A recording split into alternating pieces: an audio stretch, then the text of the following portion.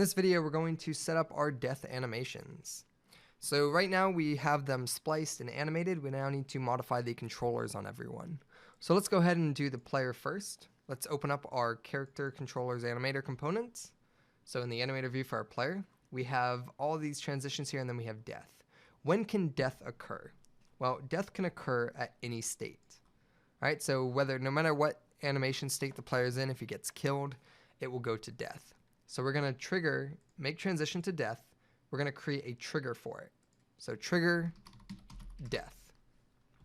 Select the transition and set it to trigger. All right, so death. On the trigger death, that's when we will go to the death. And we want to make the transition 0. We don't want to fade it with our death animation. All right, and that's going to go from idle or whatever to death. Okay, once we've done that, we can then go to our skeleton. So here's our moss giant even. Let's do our moss first.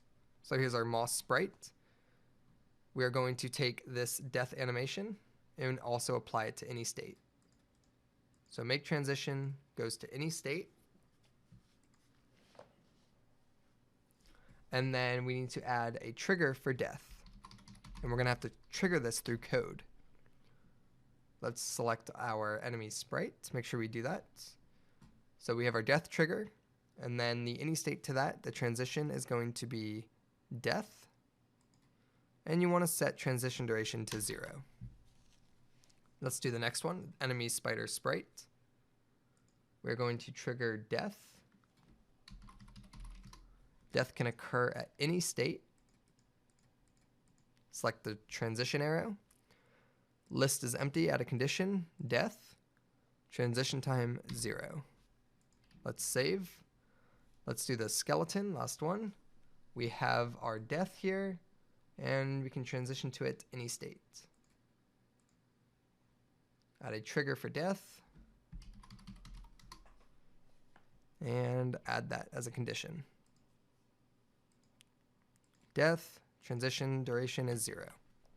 Save everything, and now we are good to begin controlling that through code. So let's open up our enemy script here. Each of our enemies have a damage function inside spider, moss giant, and they all have something that says if health is less than 1, then destroy.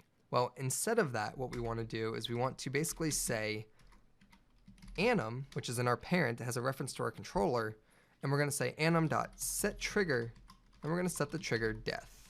That's going to play our death animation. We're going to do that for the moss giant. We're going to do that for the spider. Anywhere where we're destroying. So instead of destroying, we're going to play the death animation. And then select your skeleton and replace that line. Anim set trigger death. All right, save that. And if we look in our player here, we have our damage. We can do the same thing for our player. We don't have a health property at the moment, do we? We do. We have a health property, so we could assign some health to our player, which we will when we get into the UI things. But ultimately here, right, the logic is if the player's health is less than 1, then we play our death animation. Now we'll get into that later into the course or into the next set of videos. So let's save this and let's test it out with our current enemies, and they should play their death animations.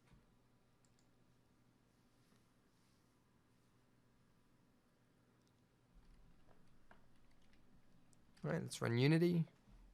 Let's head over here to our moss giant. I hit, should take 5 slashes, and there you go. All right, so he's dead, and you can see here his logic is still controlling him. So we actually need to say, hey, if you're dead, you don't do anything. Same with the skeleton here. Should take 3 slashes. All right, and he's also going to move, and same with the spider. So let's head over here. All right, and to fix this is actually very simple. We just need to say, hey, if you're dead, don't do any movement logic. Very simple. And there's our spider dead. All right. Now for the spider death, everything worked as planned, which is great. That's because he actually doesn't have any movement code. So how can we isolate the movement code?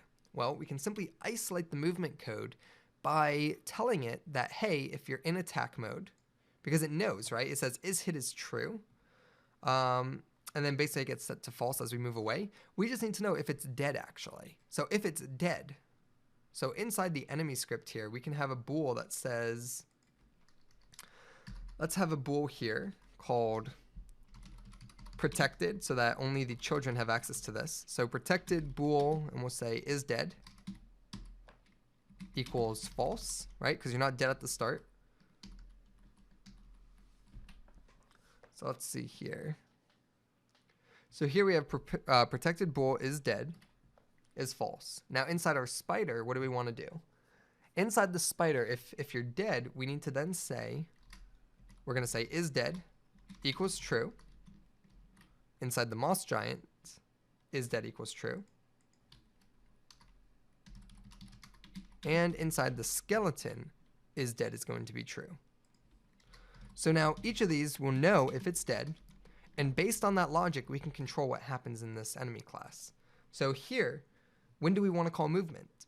We want to call movement if anim.getCurrentAnimation.isName is idle. So basically what's happening here is if we're in idle, we don't call movement.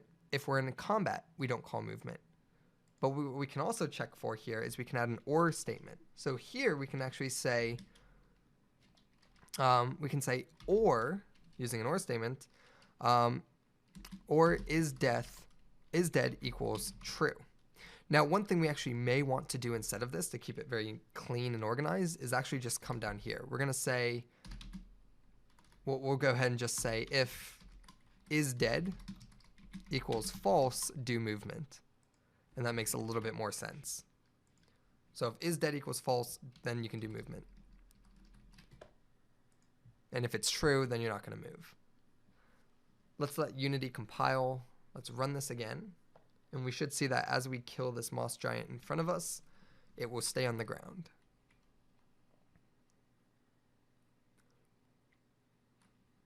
Let's go ahead and run this.